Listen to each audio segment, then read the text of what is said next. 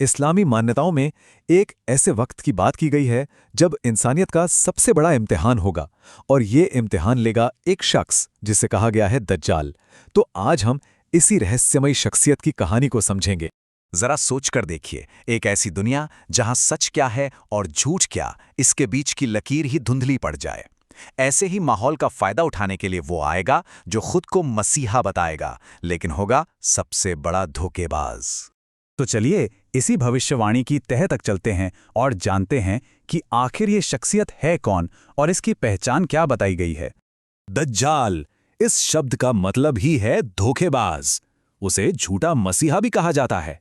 मतलब वो जो दुनिया को बचाने का दावा तो करेगा पर असल में उसे भटकाने आएगा। ये इंसानियत के ईमान की सबसे बड़ी और शायद सबसे मुश्किल परीक्षा होगी। अब उसकी पहचान के बारे में जो बातें बताई गई हैं वो काफी दिलचस्प हैं। कहा जाता है कि उसकी पहचान छिपी नहीं होगी।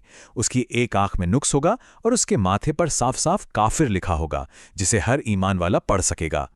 ऐसा नहीं है कि दज्जाल यूं ही अचानक से आ जाएगा। उसके आने से पहले का माहौल कुछ ऐसा होगा कि समाज में झूठ बोलना एक आम बात बन जाएगी। सच बोलने वालों की कोई सुनेगा नहीं और लोगों का अपने विश्वास पर से भरोसा उठने लगेगा।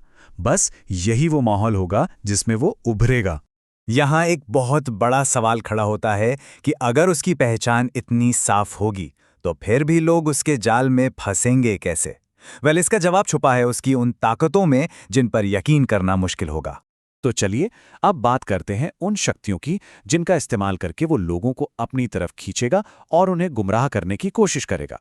जरा कल्पना कीजिए एक ऐसे शख्स की जो आसमान की तरफ इशारा करे और बारिश होने लगे, जो बंजर जमीन पर फसलें उड़ा दे और यहां तक कि मरे हुए लोगों को जिंदा होने का वहम पैदा कर दे।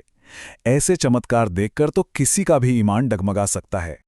और यही उसका सबसे बड़ा धोखा सामने आता है। वो लोगों के सामने दो चीजें पेश करेगा, अपना स्वर्ग और अपना नर्क। लेकिन असलियत ठीक इसके उलट होगी। उसका जो स्वर्ग दिखेगा वो असल में जहन्नम यानी नर्क होगा, और जिसे वो नर्क बताएगा वही असल जन्नत यानी स्वर्ग होगा। ये विश्वास का सबसे बड़ा इम्तिहान होगा। अपनी इन्हीं ताकतों के दम पर वो पूरी दुनिया में फिरेगा, हर शहर हर मुल्क में जाकर अपना पैगाम फैलाएगा। लेकिन उसकी इस ताकत की भी एक हद होगी। दो शहर ऐसे होंगे जहां उसके कदम कभी नहीं पड़ पाएंगे, मक्का और मदीना। कहा जाता है कि फरिश्ते इन पाक शहरों की हिफाजत करेंगे और उसे अंदर आने ही नहीं देंगे। तो जब दज्जाल का धोखा और उसकी ताकत अपने चरम पर होगी, तब इस कहानी का आखिरी मोड़ आएगा। वो होगा अंतिम टकराव। मान्यताओं के मुताबिक जब दुनिया में मायूसी छा जाएगी, तब हजरत ईसा यानी जीसस जमीन पर उतरेंगे। वो दज्जाल का पीछा करेंगे और फिलिस्तीन में लुद नाम की जगह के दरवाजे पर उसका खात्मा कर देंगे, और बस वहीं पर धोखे के इस साम्राज्य का अंत हो जाएगा। दज्जाल के अंत के साथ ही धरती से बुराई और फसाद का दौर खत्म होगा और फिर दुनिया में अमन और इंसाफ का एक नया जमाना शुरू होगा। लेकिन ये कहानी सिर्फ आने वाले कल की कोई भविष्यवाणी नहीं है। इसमें हमारे आज के लिए भी एक बहुत गहरा मैसेज छिपा हुआ है। तो आखिर इस पूरी कहानी से हमें क्या सीखना है? आज की दुनिया के बारे में ये हमें क्या बताती है? अगर हम आज अपने आसपास देखें तो कई छोटे दज्जाल नजर आते हैं, जैसे कि फेक न्यूज़, झूठे वादे करने वाले लीडर्स और हर तरफ फैला धोखा। ये सब उसी बड़े धोखे के छोटे छोटे रूप ही तो हैं जो हमें हर रोज सच और झूठ में फर्क करने के लिए चैलेंज करते हैं।